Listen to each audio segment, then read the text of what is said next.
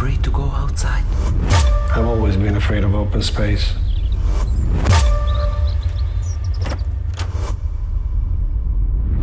Mr. Malone? Yes. I'm Inspector Stanislav Klen. Belgrade Police. I got nothing to hide.